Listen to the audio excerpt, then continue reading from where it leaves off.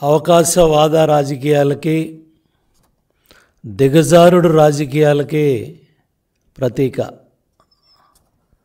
2 సార్లు బీఫామ్ ఇచ్చి నిన్ను విజయవాడ పార్లమెంటు లోక్సభ సభ్యుడిగా చేస్తే చంద్రబాబు నాయుడు గారు బంగారం, లోకేష్ బాబు బంగారం.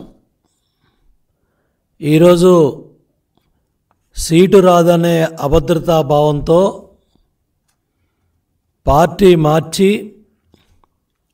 ఒక అవినీతిపరుడు land, sand, wine, mine, cent పట్టాలో 2,55,000 కోట్ల దోపిడీ చేసిన ఒక అవినీతిపరుడు పక్కన చేరి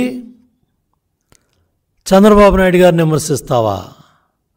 లోకేష్ బాబు గారిని విమర్శిస్తావా? ఒక బీఫామ్ కోసం ఇంత దిగజారాలా? ఒక ఎమ్మెల్యే ఉద్యోగం కోసం, ఒక ఎంపీ ఉద్యోగం కోసం ఇంత దిగజారాలా కేసినేని నాని? నిన్నటిదాకా ఆహా ఓహో, ఈరోజు మేము చెడ్డవాళ్ళం అయిపోయాం. ఎంతమంది కార్యకర్తల నాయకుల రెక్కల కష్టంతో నువ్వు పార్లమెంటు సభ్యుడు అయ్యావు. ఆ రోజు ప్రజారాజ్యాన్ని ఏ విధంగా మాట్లాడావో రాష్ట్ర ప్రజలందరికీ కూడా తెలుసు. ఆ రోజు నువ్వు పాదయాత్రలో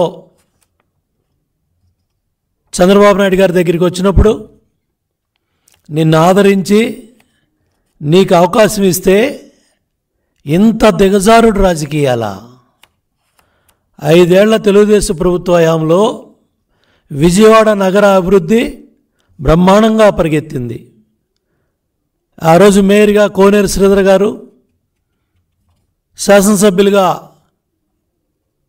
మాజీ పార్లమెంటు సభ్యులు గద్దె రామ్మోహన్ రావు గారు, సెంట్రల్ నియోజకవర్గం బోండా ఉమామహేశ్వరరావు గారు, అట్లాగే 1 టౌన్లో జలీల్ ఖాన్ గారు, ఇట్లా కృష్ణా జిల్లాలో అందరం కూడా కలిసి విజయవాడ నగరాభివృద్ధి కావచ్చు, కృష్ణా జిల్లా అభివృద్ధి కావచ్చు, కొల్లు రవీంద్ర గారు మంత్రిగా, కొనకళ్ళ నారాయణ గారు పార్లమెంటు సభ్యుడిగా అందరం కూడా కలిసి పెద్ద ఎత్తున విజయవాడ నగరమే కాదు, కృష్ణా జిల్లా కాదు, అన్ని రంగాల్లో కూడా ముందుకెళ్తే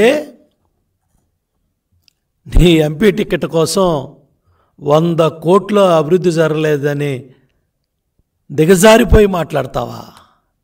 ఇంత దిగజారాలా అని నేను అడుగుతున్నా.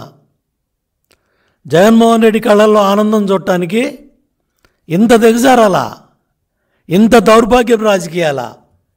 ఇంత తప్పుడు రాజకీయాలా? 8 సెప్టెంబర్ 2023 దేశంలో నిజాయితీ ఉన్న కొద్దిమంది నేతల్లో తెలుగుదేశం పార్టీ అధినేత చంద్రబాబు నాయుడు గారు ఒకరని ఎంపీ కేసినేని నాని అన్నారు.